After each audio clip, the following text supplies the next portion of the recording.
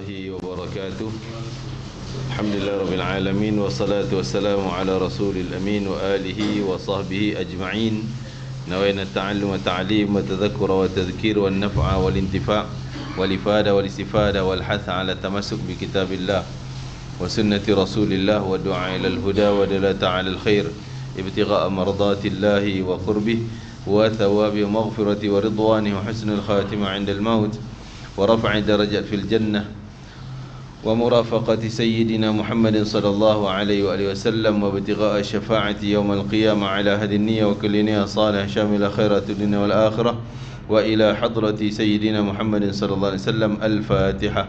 أعوذ بالله من الشيطان الرجيم. بسم الله الرحمن الرحيم.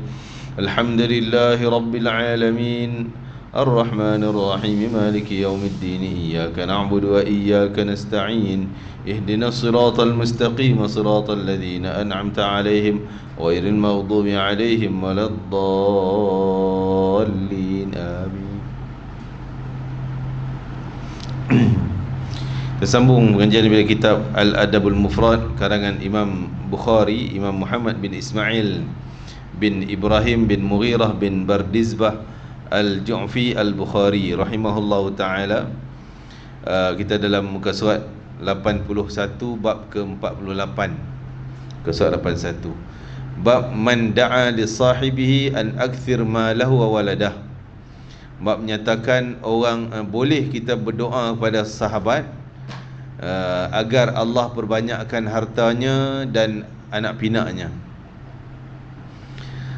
Hadis daripada Sayyidina Anas bin Malik radhiyallahu anhu. Kisah Sayyidina Anas bin Malik qala dakhaltu ala an-nabiy sallallahu alaihi wasallam yawman. Satu hari aku masuk bertemu baginda Nabi sallallahu alaihi wasallam. Wa ma huwa illa ana wa ummi wa ummu haram khalati. Tidak ada orang lain ketika bertemu Nabi kecuali aku, ibuku dan Ummu Haram. Ummu Haram ni mak saudaraku. Ummu Haram ni adik kepada mak dia lah, adik pada Mak Anas. Mak Anas nama apa? Ummu Sulaim. Ummu Sulaim, Mak Anas. Ummu Haram ni adik dia. Jadi tiga beranak ni masuk jumpa Nabi. Id dakhala alaina, tiba-tiba kami duk tunggu Nabi datang, Nabi pun datang masuk. Faqala lana ala usalli bikum. Maka Nabi kata kepada kami, mau tak kamu nak solat bersama aku, nak solat bersama kamu? Maksud aku solat, kita solat bersama. Dzaka fi ghairi waqti salatin. Waktu tu bukan waktu solat 5 waktu. Maksudnya waktu lain daripada 5 waktu tu. Mungkin waktu ni adalah waktu duha. Nabi ajak sembahyang berjemaah. Faqala rajulun minal qaum fa aina ja'ala anasan minhu. Dan ketika tu ada orang lain bersama Nabi yang kata, ni Anas ni budak lah, dia waktu tu umur 10 tahun. Anas bin Malik, nama dia Anas bin Malik radhiyallahu anhu. Ketika dia umur 10 tahun lagi, jadi sahabat lain tanya, budak ni nak duduk kat mana? Position sembahyang berjemaah tu. Faqala ja'alahu al yaminihi thumma shalla bina. Letak dia sebelah kanan aku, kata Nabi, duduk sebelah kanan, kemudian sembahyang sekali ya. Thumma da'a lana ahla bait bi kulli khairin min khairi dunya wal akhirah. Kemudian selesai Nabi doakan kebaikan untuk ahli keluarga, kebaikan dunia dan kebaikan akhirat. Faqalat ummi, ibuku pun berkata, ya Rasulullah. Tu Nabi doa umum lah, termasuk Anas sekali. Jadi dia minta, ya Rasulullah, khuwaidimuk, si anak kecil yang jadi khadam engkau ni. Maksudnya suruh doa anak kecil, budak kecil ni juga, Anas tu, khadam kecilmu ini, ud'ullaha lah, doakanlah untuk dia. Jadi doa apa? Kita dalam bahasa Arab, kita boleh faham di sudut maknanya, nak suruh doa yang baik ke nak suruh doa yang buruk. Kalaulah ud'u lahu, ada la, ada lam, ha. Kalau kita terjemah sebenarnya word dia tu, ud'u, doalah Allah, doalah kepada Allah, lahu, untuk dia. Kalau guna perkataan untuk, berarti doa yang baik-baik. Kalau guna perkataan ala, okey, ud'ullaha ala, doalah kepada Allah ke atas. Ala makna ke atas, ke atas dia. berarti tu suruh doa yang tak baik, doa bencana, doa balak, doa kan? Jadi tu dari sudut bahasa Arab dia boleh faham dah, nak suruh doa baik ke doa yang buruk. Kalau ada lahu dalam bahasa Arab tadi, ada perkataan lahu, untuknya, doalah untuknya, berarti doa yang baik-baik. Kalau doalah ke atasnya, doa yang tak baik lah tu. Pada Ali, maka Nabi pun doa yang baik-baik untuk aku, untuk Anas ni. Kana fi akhir du'aih, akhir doa Nabi sebut ayat ni. Apa dia? Allahumma akthir malahu wa waladahu wa barik lahu. Ya Allah, ya Tuhan, perbanyakkanlah hartanya Anas ni dan anaknya, dan berkatilah padanya. Ya. Berkatilah pada Anas. Okey, Sayyidina Anas bin Malik ni tuan-tuan, kita cerita sikit latar belakang dia. Anas bin Malik, mak dia Ummu Sulaim yang meluk Islam dan bawa dia dan abang dia masuk Islam. Abang ni nama Barra' bin Malik. Abang ni nama Barra' bin Malik. Dia Anas. Jadi bila Nabi hijrah sampai Madinah, mak dia dah masuk Islam. Dan dia bawalah dua beranak ni masuk Islam. Suami dia, ayah Anas lah, suami pada Ummu Sulaim tadi, ayah Anas tak nak masuk Islam. Dia lari pergi ke Syam. Jadi kira janda lah Ummu Sulaim ni. Maka dia masuk Islam, dia tengok, maksudnya dia tak berharta. Orang lain datang jumpa Nabi, ya Rasulullah, nak hadiah kurma, ya Rasulullah, nak hadiah kuda, nak hadiah unta, nak hadiah apa, kerana gembira Nabi sampai Madinah. Jadi dia datang tak ada apa nak hadiah pada Nabi SAW. Dia bawa anak dia lah, Anas, budak 10 tahun. Ya Rasulullah, aku tak ada hadiah lain, yang ni je hadiah aku. Nah, hadiah engkau, hadiah Anas. Hadiah Anas, dia suruh Anas jadi khadam kepada Nabi, orang yang khidmat di rumah Nabi SAW. Sejak tu Anas jadi khadam Nabi daripada umur 10 sampai Nabi wafat, dia berumur 20 tahun. Anas berumur 20 tahun. Selama tu dia lebih duduk di rumah Nabi SAW, kan? Semua keperluan Nabi, Nabi nak air, Nabi nak apa, semua dia yang bawa, berkhidmat dengan Nabi SAW.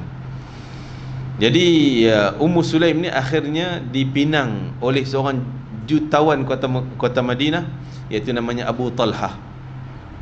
Abu Talhah minat dengan Ummu Sulaim, nak kahwin. Ummu Sulaim kata, tak boleh, aku Islam, kau bukan Islam. Islam, apa Islam dia pun tak tahu. Sebelum tu Abu Talhah ni adalah agama sembah pokok. Pergi tengok puja-puja pokok yang pelik-pelik sikit, dia pergi puja pokok. Dia bukan buat berhala.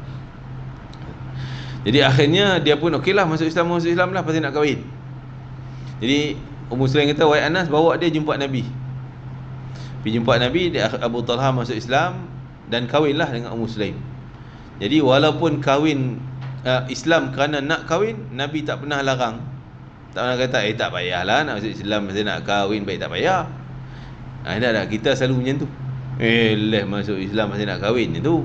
Masuk Islam pasal nak minta duit zakat je tu. Kan? Nak minta derma kat masjid je. Tak boleh. Selagi dia masuk Islam, walaupun apa niat dia bukan kerana Allah lah, kerana pasal dia nak dapat zakat, kerana dia nak dapat bantuan masjid, kerana, tak kisah, yang penting masuk Islam dulu. Niat apa pun tak apa, tak ikhlas pun. Lepas itulah kita tarbiyah ikhlas. Mana dia nak tahu ikhlas tak ikhlasnya? Dia tak Islam lagi. Yang penting dia Islam dulu. Kita kalau kawan dah minat, aku minat masuk Islam ni, tapi nak masuk tapi tak tahu. Engkau tahu macam mana cara nak masuk Islam? Kita memang tahu sekadar ucap syahadah. Jangan kata, saya tak tahu, saya tak ustaz lah. Bawa engkau esok ni pergi Jabatan Agama. Jabatan Agama pula pergi dong-deng. Pergi tak ada apa semua, pegawai tu tak ada. 10 hari tak Islam lagi, mati dia sebelum Islam. Siapa yang berdosa? Kita. Dia minta cerita kita okey aku boleh main syahadah, asyhadu alla ilaha illallah. Cerita dah. Nak cerita panjang-panjang ceramah tak erti, sudah. Yang penting syahadah dulu. Jadi yang penting kita tahu dia masuk Islam tu kerana paksa ke tidak. Kalau kerana paksa tak boleh lagi lah. Biar dia cara rela hati dia. Kan? Walaupun dia kena paksa, kita mungkin dakwah ke, engkau balik Islam ni sebagainya kan. Alhamdulillah tadi cerita Anas tadi, bila dah jumpa Nabi SAW, maka mak dia suruh doakan. Dalam hadis ni Nabi doa 2 benda, tapi dalam riwayat yang lain Nabi sebut 3 kali, 3 benda. Ya, jadi ya Allah perbanyakkanlah hartanya, anaknya, dan berkatilah dia. Berkati pada anak dan harta. Kan? Dua je lah Nabi suruh banyak. Nabi doakan banyak. Tapi dalam hadis lain Nabi doa, banyakkanlah hartanya, anaknya dan umurnya, dan berkatilah padanya. Umur satu lagi.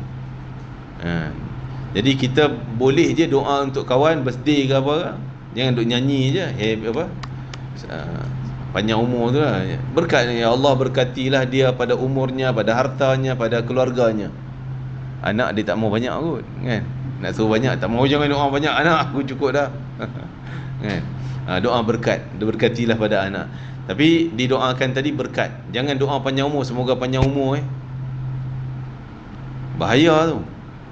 Panjang sungguh sampai 100 duk terbaring yang terkatil itu, berak dalam pampers, nyampah orang. Kan? Doa berkat umur, maknanya panjang umur yang diberkati pun boleh, ataupun semoga umur diberkati. Umur diberkati, itu yang penting. Okey. Sehingga Anas ni benar-benar makbulnya doa Nabi. Dialah sahabat yang paling panjang umur dia 100 tahun lebih. Tapi sihat, berkat Nabi kan. Doa panjang umur bukan panjang saja, tapi panjang yang diberkati. Dia umur 100 tahun tapi dia masih sihat, masih boleh sembahyang, berdiri, berjalan, dakwah. Dan anak dia, berapa orang anak dia? 100 orang. 100 orang anak. Sampai dia tak ingat anak dia yang meninggal itu yang keberapa, dia tak ingat. Anak dia yang lain beritahu anak dia tu yang meninggal tu adalah anak yang ke-100. 101 kot yang meninggal tu. Oh, dia baru tahu. Tak ingat dah. Tak ingat anak tu. Kan? 100 orang anak dia. Semua jadi ulama, jadi hebat-hebat lah anak dia, berkat doa Nabi SAW. Dan harta dia, dialah sahabat yang paling kaya raya di Baghdad, di Kufah, tanah kebun banyak. Berkat doa Nabi SAW. Tapi dia di peringkat awal. Berkat ni kita tak nampak secara terus langsung. So kita pergi doa, ya Ustaz, apa imam tolonglah doa berkat-berkat. Tapi kita tak nampak, hidup macam susah juga. Sana Anas Malik, Nabi doa 3 benda tadi, bukan esok dah jadi kaya, bukan esok dah dapat anak. No, dia duduk dengan Nabi tu, hidup dia susah macam tu juga. Mak dia pun bukan kaya pun, hidup susah. Berkat nampak, kemudian dengan kesabaran Allah tambah. Kemudian. Maka kita kena cari keberkatan dalam hidup, keberkatan daripada doa orang, keberkatan daripada kebajikan yang kita buat. Kita ada kesihatan, tolong orang, akan datang keberkatan pada sihat kita. Kita ada harta, tolong orang, bantu sedekah, ada keberkatan pada harta yang ada kat tangan kita. Itu keberkatan. Selain itu doa. Ya Allah, semoga Allah berkati. Kita doa untuk orang berkat, kita juga dapat keberkatan. Dan kita sendiri pun doa untuk keberkatan. Itu Sayyidina Anas Malik, akhirnya pada hujung hayat dia, dah umur 100 tahun. Ketika zaman dia ada satu gubernur yang paling kejam, namanya Hajjaj Yusuf Al-Thaqafi, gubernur di Kufah, Iraq.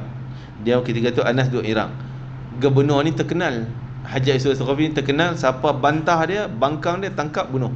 Walaupun sahabat Nabi. Dia dah bunuh ramai dah sahabat Nabi. Sahabat Nabi, dia bukan sahabat lah, dia di peringkat bawah sikit, tabi'in. Dia tabi'in lah, tabi'in. Tapi dia pernah jumpa sahabat. Dia tak pernah jumpa Nabi, sebab tu dia bukan sahabat Nabi. Sahabat Nabi ni siapa bantah dia, tangkap, penjara, mati. Kejam. Antara yang dia bunuh dalam Masjidil Haram, Sayyidina Abdullah bin Zubair, sahabat Nabi kan, selalu kita dengar Abdullah bin Zubair bin Awam. Abdullah bin Zubair ketika dia jadi gubernur Mekah, maka dia ni gubernur Kufah, nak jatuhkan gubernur Mekah ni, serang dia sampailah Mekah. Ketika itu Abdullah bin Zubair berlindung belakang Kaabah. Dia tembak dengan manjanik. Manjanik ni apa kita nak sebut, macam bom itulah. Dia ada ketui batu yang ada api, tembak tu, bom, plastik, bom balik. Kena Kaabah, roboh Kaabah, sebahagiannya roboh. Kena Abdullah bin Zubair, syahid ni situ.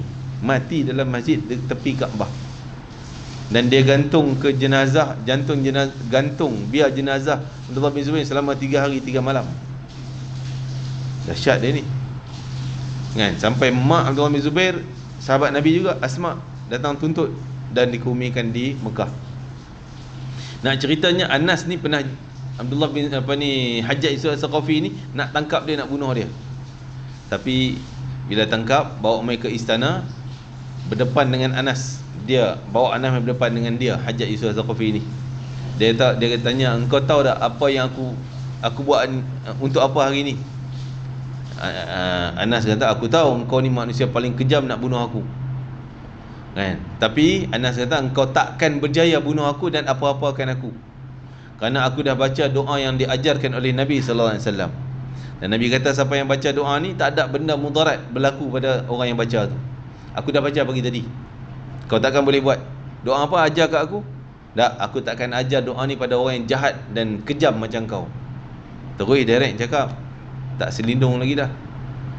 Tapi ketika selepas lama lah dialog panjang tu, akhirnya dia kata, lepas Anas, suruh dia balik. Jadi bila lepas Anas balik, poli-poli dia pun kata, bos macam mana ni, kita payah-payah tangkap wak mai, bos suruh lepas ya. Dia kata, tak, tadi ni aku bila bercakap dengan dia, aku nampak seolah ada singa kiri kanan dia yang tunggu masa nak terkam aku. Lebih baik aku lepas ya. Tak berani dia. Itu satu-satunya sahabat yang dia tangkap, duduk depan dah, tapi lepas bebas, merdeka macam tu je, tak bunuh pun. Anas bin Malik radhiyallahu anhu. Akhirnya dia meninggal dunia, dikatakan kebumiannya di Kufah sana, di Iraq. Wallahu ta'ala alam. Jadi boleh kita juga sunatlah doa. Ni dah jumpa member maki hamun dulu.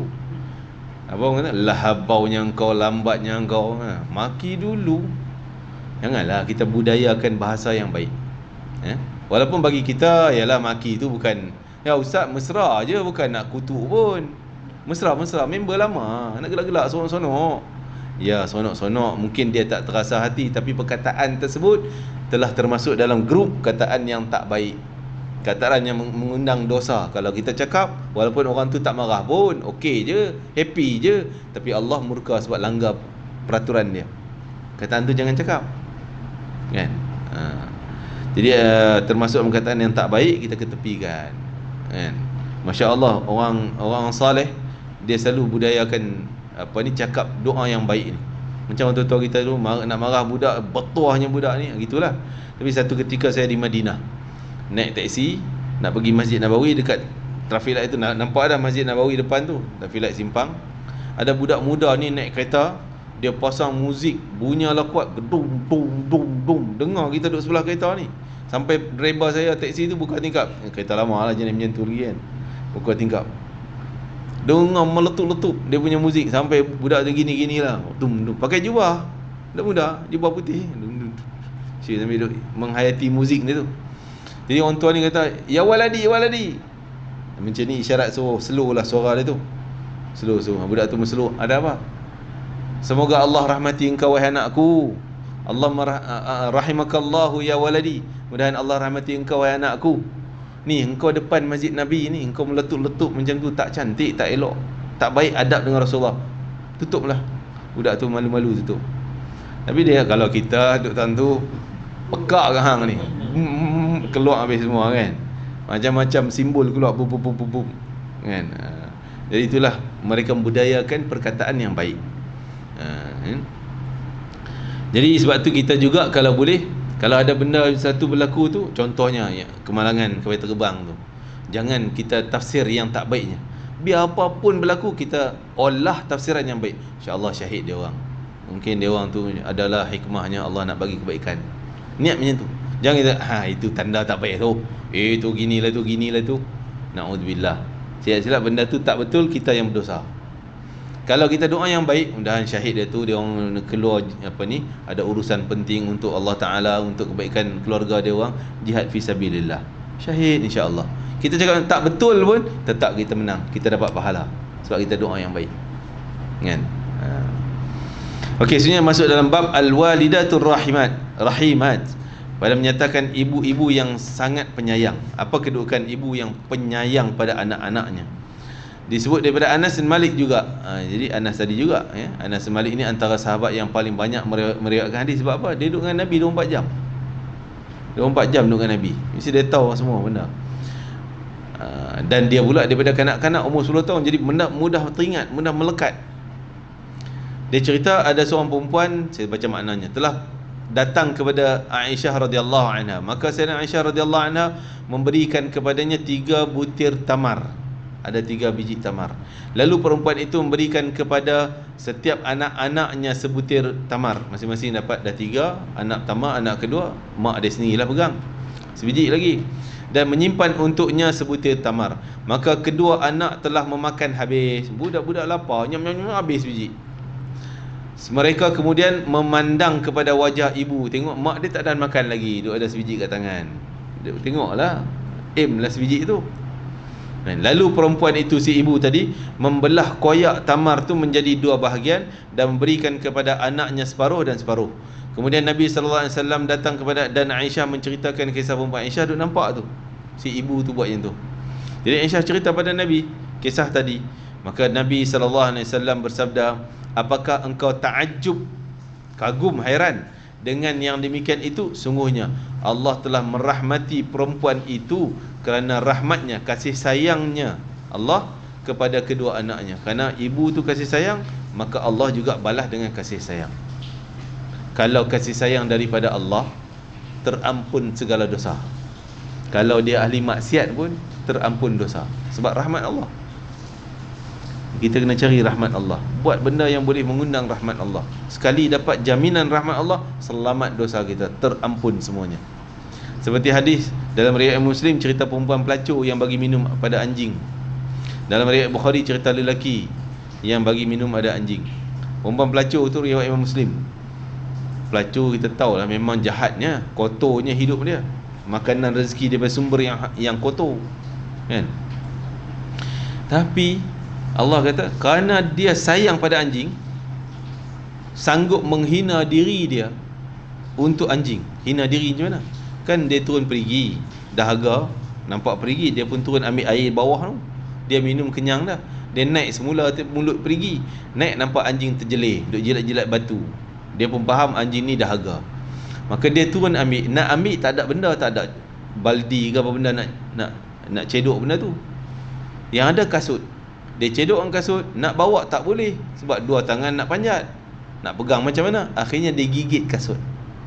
Bagi orang Arab, kalau kasut ni benda yang hina sangat, kalau tunjuk pada muka, baling pada orang, tu penghinaan yang dahsyat sangat. Tambah gigit kat mulut, kaki, benda duk jumpa najis, letak kat mulut, semata-mata nak bawa air ni untuk anjing. Allah tengok dia, engkau ni sangat sayang pada makhluk aku walaupun anjing. Dengan menghina diri engkau, aku sanggup memberikan kasih sayangku sehingga mengampun dosa ahli syurga dia, walaupun dia perempuan pelacur, kan? Tak mustahil. Sebab bila seorang tu ada penyayang, maka Allah balas dengan kasih sayang. Bila orang tu tak ada kasih sayang, tak ada belas kasihan, kasar dengan orang, bengis dengan orang, Allah pun akan buat macam tu kat dia. Allah pun akan bengis dengan dia, kasar dengan dia, tak ada belas kasihan dengan dia. Kita akan dapat apa yang kita buat pada orang lain. Maka kerana kasih sayang si ibu tadi, dalam hadis lain disebut wanita ni, wanita mungkin cerita lain, perempuan juga, datang dengan 2 anak minta sedekah dengan Aisyah. Waktu tu Aisyah ada sebiji je, sebiji tamar, ada sebiji je. Aisyah pun bagi sebiji, dah rumah tak ada apa, bagi sebiji tamar. Maka dia pun koyaklah sebiji itu bagi anak pertama, anak kedua. Ibu tak ada langsung sebut pada Nabi. Nabi kata wanita tersebut kasih sayangnya yang begitu tebal pada anak. Kalau nak ikut tak ada kasih sayang, dia belasah sebiji itu, dia seorang anak pun tak tahu pun, kan? Tapi dia sanggup tak makan tak apa, bagi anak dulu. Sifat kasih sayang tu Nabi kata sudah cukup jadi tembok benteng daripada api neraka. Selamatlah dia, selamatlah. Ini untung ibu-ibu ni, kan?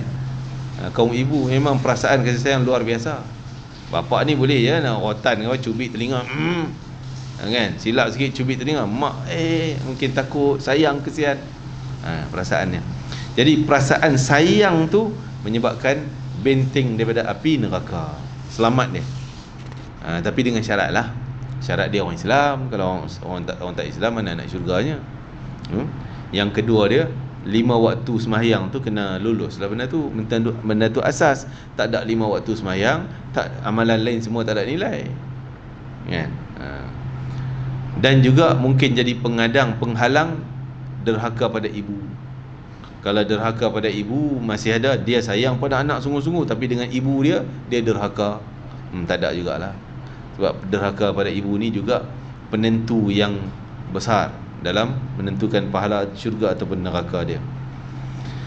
Okey, qublatis subyan. Jadi daripada hadis tadi juga menganjurkan kita semua, sama ada kita bapa, kalau kita ada perasaan sayang yang sampai ke tahap macam tu, insya-Allah juga jadi benteng untuk kita daripada neraka. Bukan hanya kaum ibu je, si bapa juga macam tu juga. Termasuk kasih sayang kita pada budak-budak lain yang bukan anak kita. Kesian budak-budak ni, prihatin dekat dia orang, tolong bantu bagi, kalau perlu makanan kita bagi makanan dan sebagainya.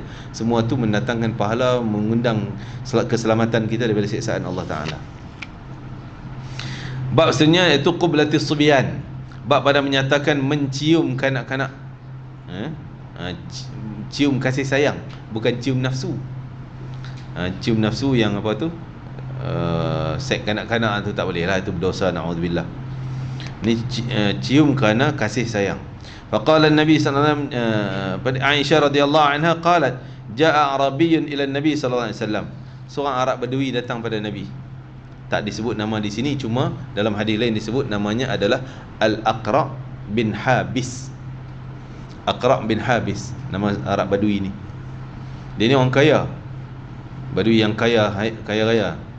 Ni dia dah masuk Islam. Ada cerita dia sebelum Islam dia. Dia yang minta pada Nabi, wahai Muhammad, aku sebelum dia Islam, kami ni nak kenal Islam, nak belajar Islam dengan kau. Boleh tak engkau suruh dia orang ni balik dulu? Sebab dia yang depan Nabi ketika tu orang miskin-miskin sahabat Nabi, yang bekas hamba, Bilal bin Abi Rabah, Abdullah bin Mas'ud, dan beberapa Ammar bin Yasir dan sebagainya lah, yang miskin-miskin. Nabi duduk dengan dia orang. Jadi dia orang ni orang kaya, orang elit. Datang, Muhammad, kami nak belajar Islam dengan kau, tapi boleh tak engkau suruh dia orang beredar dulu, halau dia orang, supaya kami boleh duduk depan kau. Kami tak boleh nak duduk sekali dengan dia orang. Nabi duk fikir tu, nak ke tak? Ni macam peluang nak ajak dia orang Islam, kan? Tapi takkan sanggup nak halau dia orang ni. Turun ayat Al-Quran, surah Kahfi dan surah lain. Dalam surah Al-A'raf Allah Taala, wala tatrudil ladina yad'una rabbahum bil ghadati wal 'ashi. Jangan halau. Kesimpulannya itulah, jangan halau dia orang. Terpulang pada dia orang, nak belajar duduk, tak nak sudah. Kan? Jangan sampai kau sanggup halau sahabat ni yang pagi petang mereka berzikir, berdoa pada Allah Taala, ikhlas kerana Allah. Jangan halau dia orang. Walaupun dia orang ni golongan bawahan, miskin, bekas hamba dan sebagainya. Kan? Wasbir nafsaka ma'al ladina yad'una rabbahum, dalam surah Kahfi demikian juga. Allah suruh Nabi sabarlah dengan dia orang ni, jangan peduli permintaan puak ni. Akhirnya dia orang ni masuk Islam. Aqra' bin Habis waktu ni dia awal masih di awal Islam dia. Jadi dia datang jumpa Nabi, faqala atuqabbiluna sibyanakum. Dia tengok Nabi peluk Sayyidina Hasan dan Husain, cucunda Nabi. Nabi peluk, Nabi cium, manjakan dengan Hasan dan Husain. Nabi kata, Aqra' bin Habis ni kata, engkau pun cium budak-budak. Kan? Macam bantahlah, tak setuju dengan perbuatan Nabi. Sebab budaya orang Arab pada zaman tu, kira tak bagi muka pada budak-budak ni, kira dia hebat lah. Kalau dia bagi muka kat budak ni, memalukan, merendahkan martabat hero dia. Kan? Macam kita dulu zaman saya budak-budak dulu macam tu. Budak, ya. Bagi orang tahu ni. Kita pun terkejing lari, takut nak duduk. Lalu kat orang tu, jauh-jauh sikit. Sampai kita kenal dah Pak Haji tu, dia dengar je dia lalu, dah lari masuk rumah, takut. Gerun sangat. Dulu ni memang kebanyakannya orang tua-tua tak nak bagi muka budak-budak ni. Kan? Silap sikit bantai, ambil orang ranting pokok, piang pokok. Rotan budak. Tunjuk dia ni tak nak bagi muka pada budak-budak. Tak boleh. Sifat tu bukan sifat Islam. Nabi, jadi orang Arab budaya macam tu juga. Tak boleh bagi muka kat budak-budak ni. Tak boleh manja-manja. Jadi tengok Rasulullah ni manja dengan anak-anak cucunda Nabi SAW, Hasan dan Husain. Sampai Hasan Husain naik atas kepala Nabi, naik duduk atas bahu Nabi, belakang Nabi. Kan? Nabi jadi kuda mainan, dia orang duduk loncat-loncat atas belakang Nabi. Jadi waktu ni dia nampak Nabi cium Hasan dan Husain. Dia kata, atuqabbiluna sibyanakum. Takkan kamu Nampak Rasulullah ni gah sebagai pemimpin, sebagai orang hebat. Takkan cium budak-budak. Macam itulah perkataan dia. Fama nuqabbiluhum, dia kata aku ni tak pernah cium langsung budak-budak macam ni. Dalam riwayat lain dia sebut aku ni ada 10 orang anak lelaki. Aku ada 10 orang anak lelaki. Aqra' ni seorang pun aku tak nak cium. Nak tunjuk hero dia tu. Dia ingat cara tu betul lah. Tu apa jawab Nabi? Faqala Nabi sallallahu alaihi wasallam, awa amliku laka an naza'a Allahu min qalbika rahmah. Apa jawab Nabi? Aku tak ada kemampuan, tak ada kuasa nak tahan Allah kalau Allah nak cabut kasih sayang daripada hati seseorang, hati engkau. Min qalbik, Allah nak cabut perasaan kasih sayang daripada engkau, aku tak mampu nak halang. Maksud tu bantahan Nabi. Berarti engkau tak sayang pada anak-anak, berarti Allah dah cabut sifat kasih sayanglah hati engkau. Aku tak boleh nak tahan benda tu. Allah nak cabut, dia punya kuasa. Berarti engkau tak ada rahmat langsung. Rahmat tu kasih sayang. Tak ada perasaan rahmat langsung, berarti Allah juga takkan ada rahmat pada engkau. Dalam hadis lain, irhamu man fil ard, kasih sayanglah kamu sama penduduk langit. Yarhamkum man fis sama, penduduk langit penduduk bumi. Kasih sayanglah kamu dengan penduduk bumi, nescaya penduduk langit akan sayang pada kamu, iaitu di kalangan para malaikat. Akan rahmati kamu, doakan rahmat, kasih sayang, pelihara engkau dan sebagainya. Jadi bermula daripada kita. Bermula daripada kita. Kita mula macam mana? Kita bersikap keras, kasar, sehingga Allah tegur Nabi Muhammad. Walaupun pada asalnya ayat ni bukan nak tegur Nabi buat benda tu, tapi semua ayat Al-Quran, uslub Al-Quran, bila nak tegur kita, nak tegur umat Nabi, Allah sebut dengan perkataan engkau wahai Muhammad, seolah Allah tegur Nabi Muhammad, tapi sebenarnya nak sampaikan pada kita. Jadi Allah tegur apa? Walau kunta faddan ghalidhal qalbi lam faddu min hawlik. Muhammad, kalau engkau bersifat kasar dengan orang, kasar, tak nak lemah lembut, keras hati, dan keras hati, tak nak terima pandangan orang, aku seorang je yang betul, no, orang lain semua salah. Macam tu kan? Kalau kau sikap macam tu, lam faddu min hawlik, tak ada orang yang nak dekati engkau, tak ada orang keberbaik engkau, sayang kau Muhammad. Jadi teguran bagi kita, jangan bersikap demikian. Dahulukan kasih sayang, dahulukan kasih sayang. Sehingga nanti dibicara bab sifat kasih sayang ni lagi luas dipecahkan oleh Imam Bukhari. Sehingga dalam bab kasih sayang sesama binatang ternak, kasih sayang sesama makhluk Allah, kasih sayang sesama binatang-binatang yang kita nak sembelih sekalipun, kan, kena ada sifat kesian, sayang tu. Nak sembelih pun ada sayang, macam mana? Tak jadi sembelih lah. Tak. Nak sembelih, Nabi kata kalau nak sembelihlah dengan cara yang terbaik, iaitu tajamkan pisau, bagi dia cepat mati. Jadi Aqra' bin Habis ni kata, aku ada anak 10 orang, seorang pun aku tak nak cium. Bangganya, kononnya dia bangga dengan sikap dia tu. Tapi Nabi kata, aku tak mampu nak halang Allah. Macam mana? Aku tidak ada kuasa menghalang jika Allah nak cabut sifat kasih sayang daripada hati engkau. Jadi jangan sampai Allah cabut perasaan sifat kasih sayang daripada kita. Biar kita banyakkan sifat kasih sayang, mungkin sama keluarga dan orang yang berhak. Hadis satunya kisah yang sama juga, iaitu lebih detail. Kata Nabi SAW, Abu Hurairah menceritakan Rasulullah SAW mencium Hasan bin Ali radhiyallahu anhuma, dan di sisi baginda ada Aqra' bin Habis At-Tamimi yang sedang duduk. Lalu Aqra' berkata, sesungguhnya aku mempunyai 10 orang anak dan aku tidak pernah mencium seorang pun daripada mereka. Maka Rasulullah SAW memandang kepadanya, kemudian baginda bersabda, sesiapa yang tidak mengasihi, maka dia tidak akan dikasihi. Dia tak ada penyayang, dia tak akan disayangi. Semua mula daripada kita. Kadang-kadang kita selalu menyalahkan orang lain. Kenapa lah orang ni, kita susah-susah dia tak nak tolong, kan? Tak peduli langsung.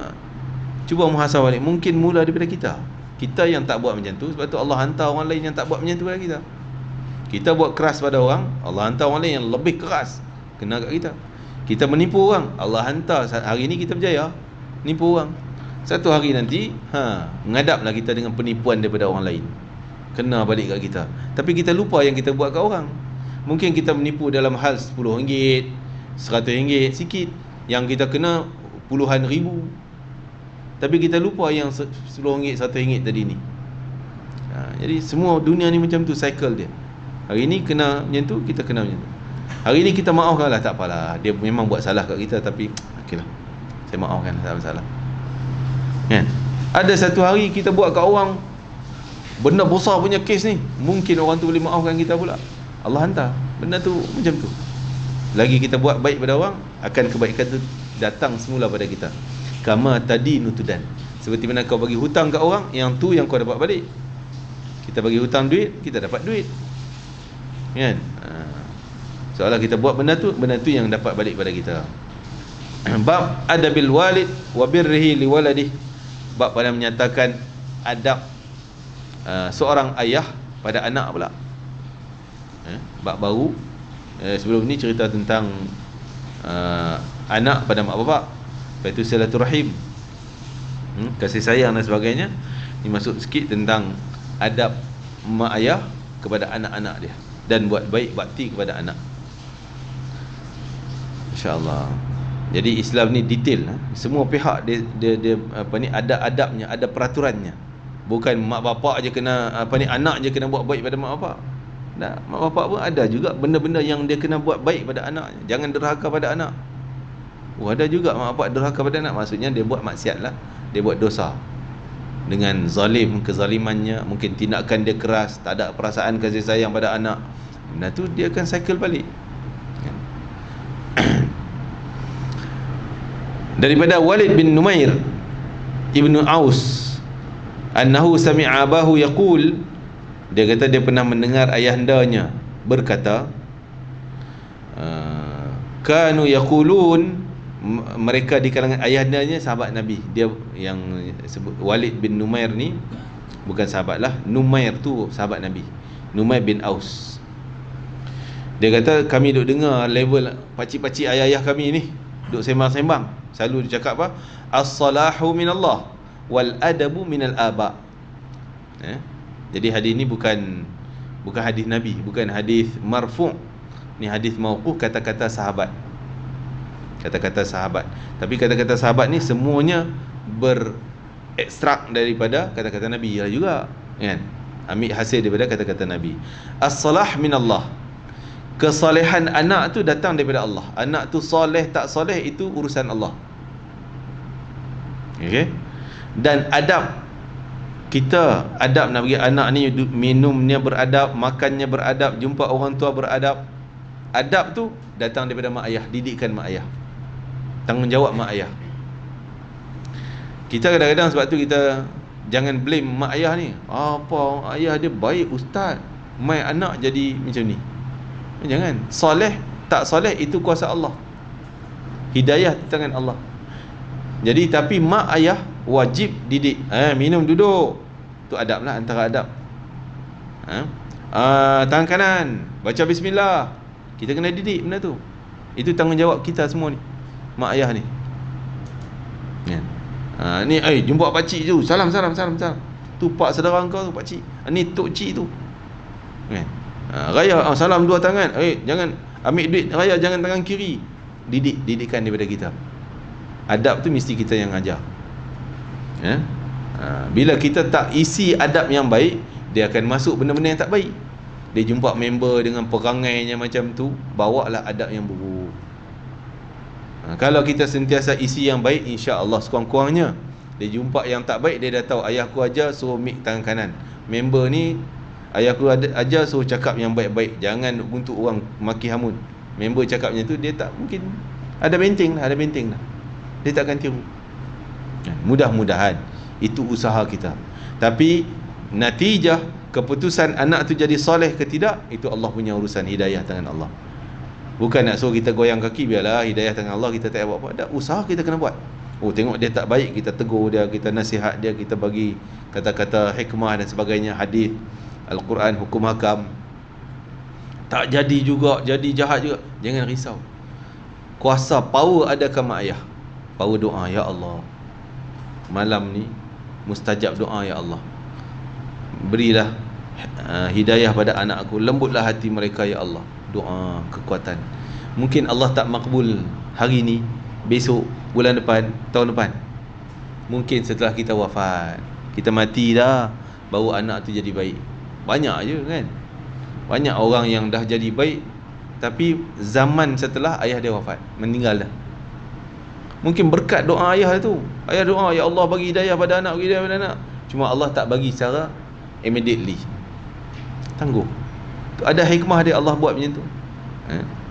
Tetap Allah makbul kalau selagi mak ayah doa dengan penuh keikhlasan daripada hati yang bersih, suci, minta pada Allah, pasti makbul. Cara makbul tu 3 benda lah, 3 cara. Mungkin immediately doa hari ni, esok dapat terus. Itu jarang-jarang berlaku pada kita. Kerana mungkin jadi macam tu, tah-tah kita ni jadi sombong, kan? Yang kedua, Allah tangguh pada masa yang Allah tahu sesuainya. Kita minta sekarang juga, ya Allah bagi anak aku jadi anak soleh, bagi dia berjaya dalam peperiksaan. Tak berjaya juga. Allah tahu nantilah, tak sampai masa lagi aku nak bagi dia berjaya. Waktu ni biar dulu, kan? Ada hikmah, dia gagal tadi, dia masuk tadi. Oh, rupanya kejayaan dia di bidang ni.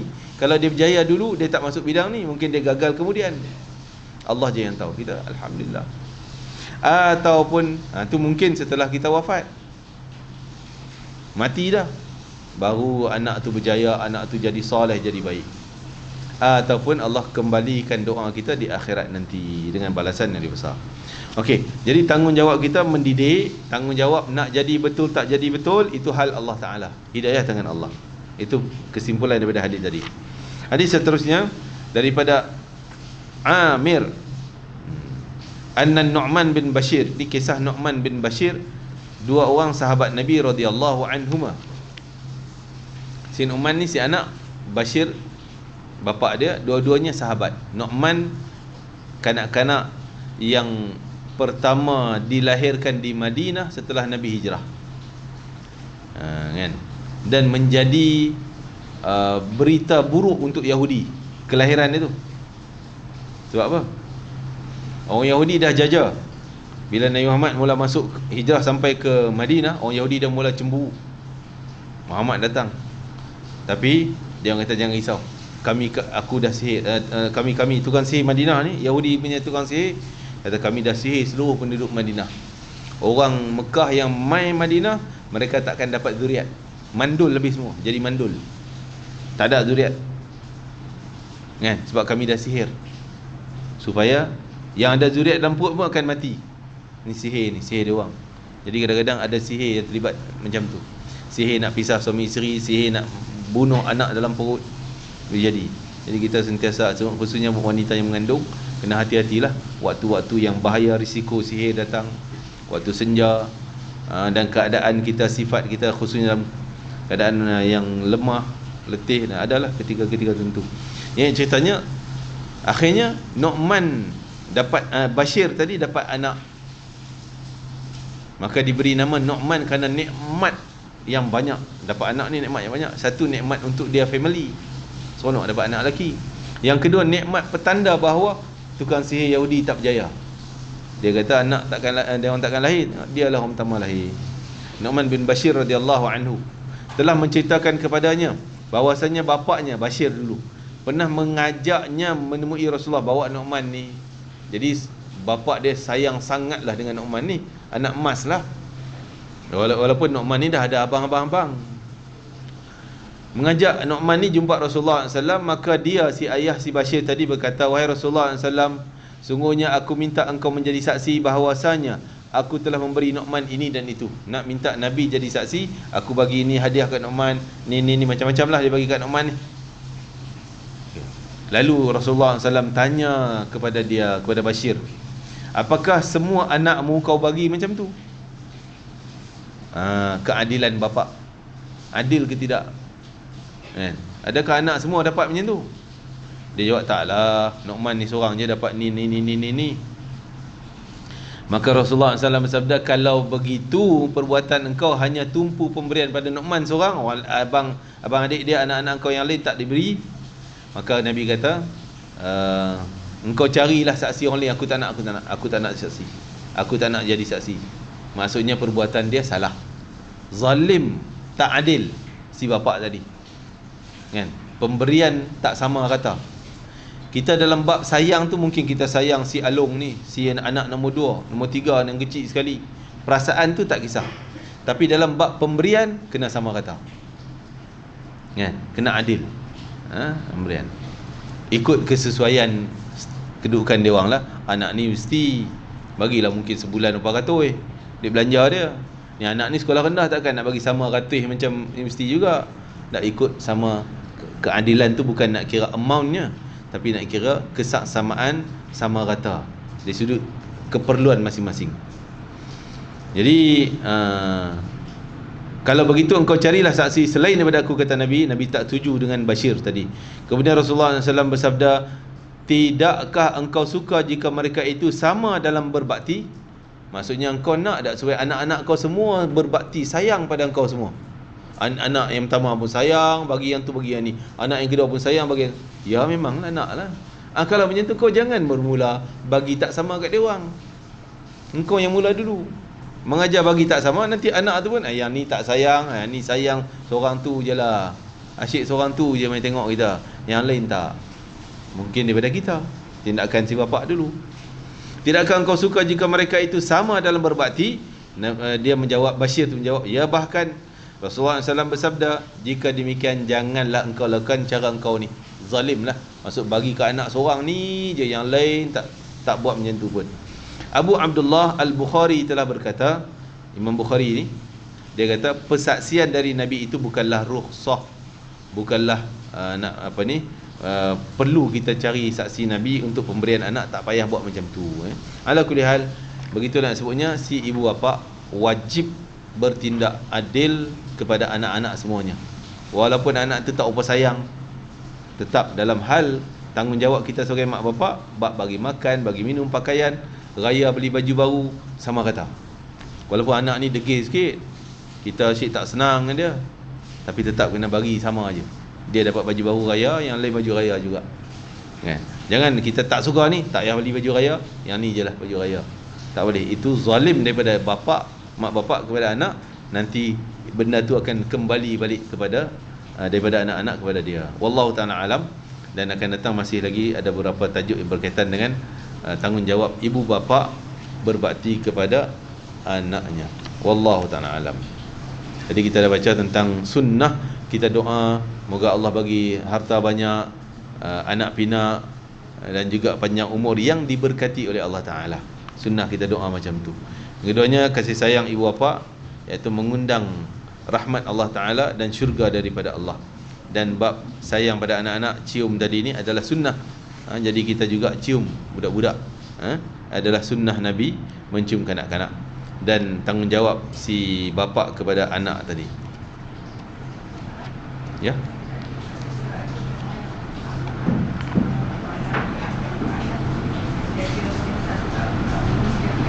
Tak doa Nabi je lah.